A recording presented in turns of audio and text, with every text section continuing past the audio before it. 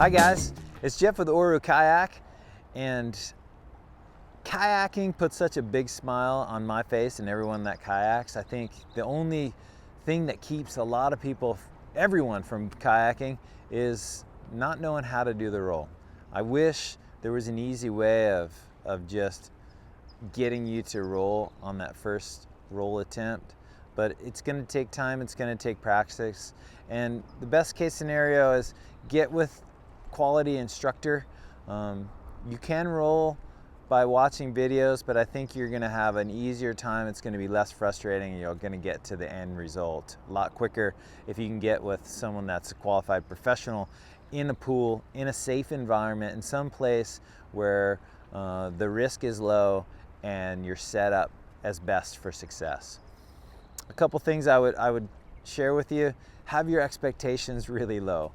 They say 6 to 9 attempts as far as lessons to learn how to roll, and that may not be the case for you, but that's kind of an average. So it's worth it. Spend the time to learn how to roll. I think a lot of times what happens is we learn how to roll when we're driving down the road, when we're in the shower. Those times where our subconscious kind of puts together the little breadcrumbs of the items that are helpful in rolling, and then all of a sudden, it's pretty common, someone says, I think I got it. I think today's the day. And that's a lot of times it is that day, and I hope it is for you as well. So the process of rolling a kayak, there's a couple checkpoints.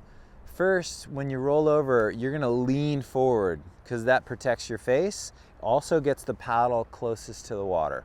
So when you lean forward and extend that paddle, you're going to be engaging your core. You're also protecting your face from anything you might hit underneath the water.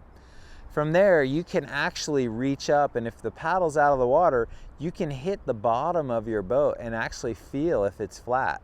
You can hit the top of the water and see if the paddle is flat. You want a paddle that's flat because that's going to be the best way to keep the paddle high and give you that purchase for rolling. So hands are going to be close to the boat, paddle is going to be flat. Bowing the wrist is another way to get that paddle flat. You can bow your wrist in this variety as much as you can, and that's going to flatten out the paddle. And then from there, you're going to reach out with the paddle, slice the paddle through the water. That's going to engage your core, and specifically your obliques.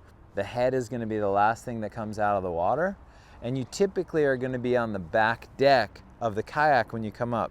That is the tippiest place in a kayak, but it is the place that you typically will roll.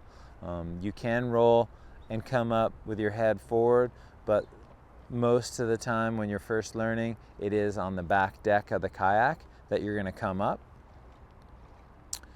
There's ways to practice the hip snap. You can go over to the side of a pool and you can use the side of the pool to get that hip snap engaged. The muscle memory that you're going to get there at the side of the pool is going to pay off dividends when you go out and start attempting your first rolls. It's not an easy task, it's not a physically difficult task, but it's hard to get our minds wrapped around how the roll works.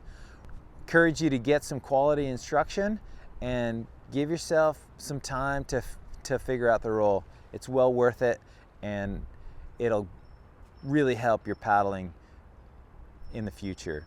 To have a roll and not have to worry about what if this wave, what if this wind. Those things are a thing of the past. You flip over, you roll, you cool off. All life is good. Hope that's helpful. If you're interested in other educational videos, you can check out orukayak.com. Thanks for watching.